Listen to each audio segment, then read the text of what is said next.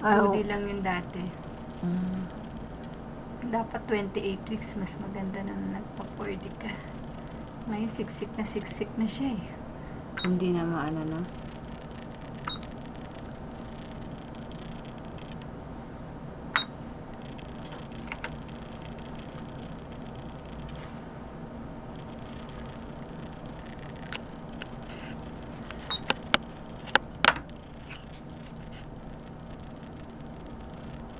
Yung dalawang kamay nakatakip sa mukha eh. Sa kabila kaya tumagilid.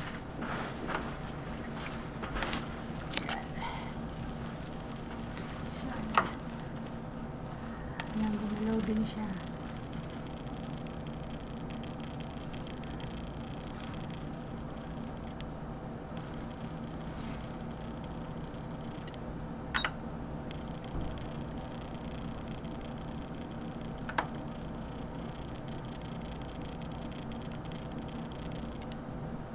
Kailangan pala mag-order yung maliliit pa. Hindi. Ano na, 28, 32 weeks, yan. Kasi minsan pagka malaki na siya, yung ano ng amniotic fluid, wala na minsan gap sa ano baby.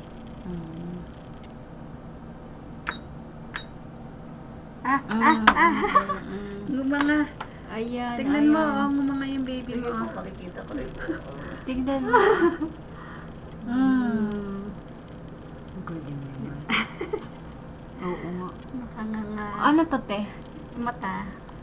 Ganun talaga palang mata? Ganyan. Ay, man ako dyan, tabatsoy. Uy, tabatsoy masyado. Nagnanga na siya. Ayan tulog. Ay, mukha ni Jen. Na? Yung shape. Anak ko may dimple siya. Tingnan. Ay, kamukha ni Jen.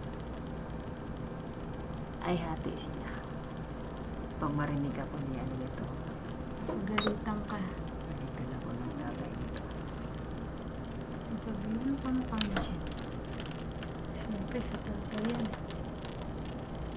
Ay, malikot siya masyado.